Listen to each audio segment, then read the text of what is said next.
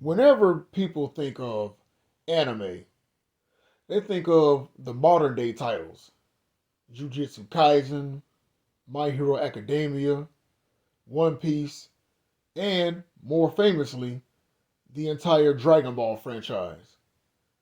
But being the fact that I am a fan, a much older fan, mind you, of anime, manga, and Japanese culture in general, I want to briefly talk about one of my favorite characters, and that is Kenshiro, the main man of the very ever popular Fist of the North Star.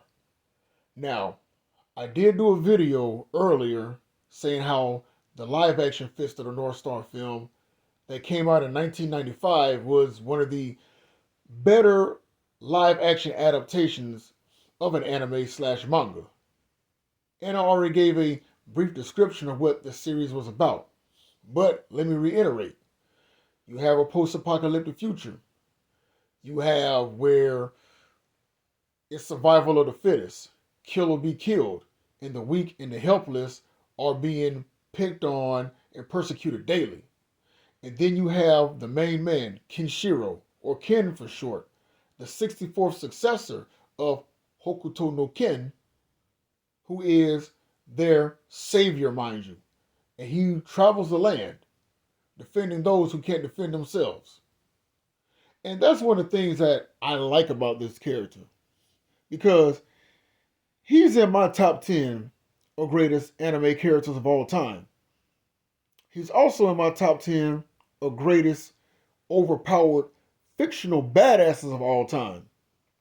Now, even though I like anti-heroes, I also like those characters who have a heart of gold, but they are not afraid to kill when it's necessary. There's no negotiating with the bad guys. If they are irredeemable and very unforgiving in their actions, I have no problem with them meeting their ultimate end because of what they do to people who they deem weaker than them. And when it comes to Kenshiro, especially giving the setting of Fist of the North Star, as with those things that I just mentioned earlier, it only makes sense for Kenshiro to dish out his own brand of justice. As a matter of fact, I put Kenshiro right up there with Robert McCall, Denzel Washington's character from the Equalizer film series. You got a guy with a heart of gold who does the right thing, even though he has to kill bad guys to get the results done or the results necessary. But another thing about Kenshiro was that he came out at a great time in the 1980s where it was cool to be a uber hyper masculine man or be manly for short. Okay?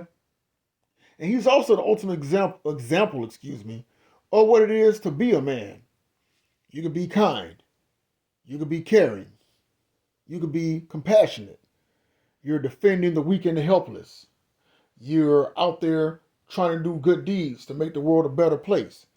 He's not afraid to get his hands dirty to defend the weak and the helpless. And he even goes as far as showing compassion and respect to some of his rivals in this series as well.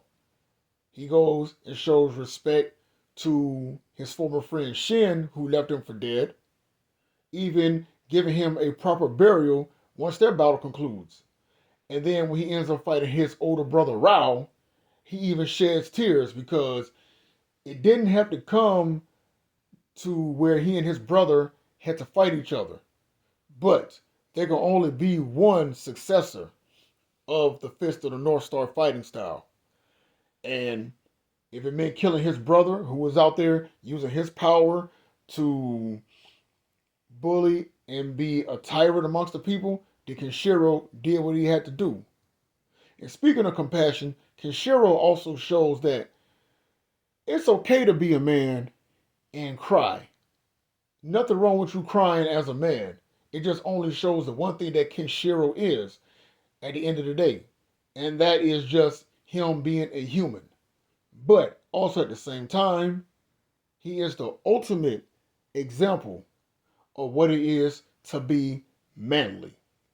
And for that, Kenshiro is one of my favorite characters of all time. And if you just happen to be a bad guy and you're out there doing stuff that you ain't got no business doing, just remember these four words. Omae wa mu shindeyu. You're already dead. I'm just saying.